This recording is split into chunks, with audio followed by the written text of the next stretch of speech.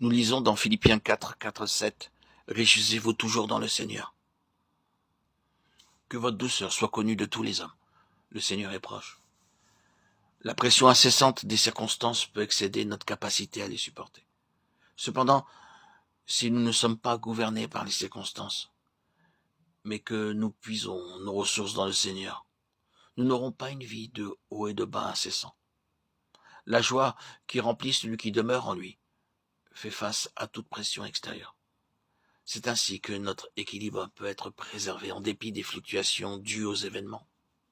Le Seigneur est proche. Le terme utilisé ici se rapporte à la présence du Seigneur plutôt qu'à sa venue, à sa proximité dans l'espace et non pas dans le temps.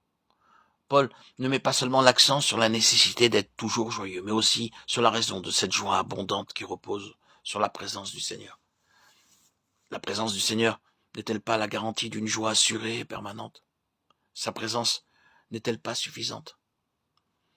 L'auteur de la lettre aux Philippiens, après avoir exhorté ses lecteurs à se réjouir toujours dans le Seigneur, ajoute encore cette autre recommandation. Ne vous inquiétez de rien. Il y a toujours une raison de se réjouir. Pourquoi? Le Seigneur est proche. Il n'y a pas de raison d'être anxieux. Pourquoi? Le Seigneur est proche.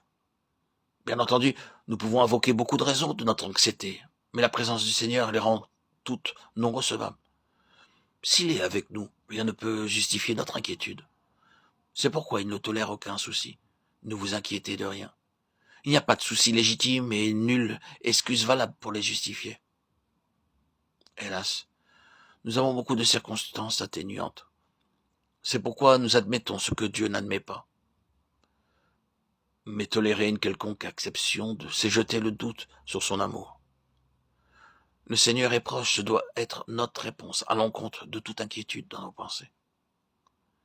Si nous poursuivons la lecture, nous lisons « Mais en toute chose, par la prière et la supplication avec des actions de grâce, faites connaître à Dieu vos demandes. » Remarquons l'introduction de cette exhortation par ce petit mot « mais ».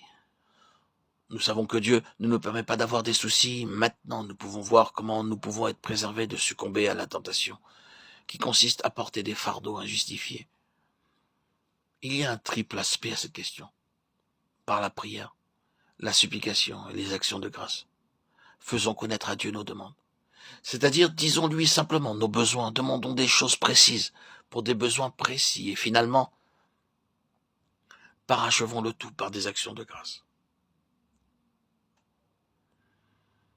Alors seulement, si nous agissons de cette manière, de toute évidence, nous ne pourrons succomber à l'irritation, à la colère, à l'aigreur qui souvent sape notre vie.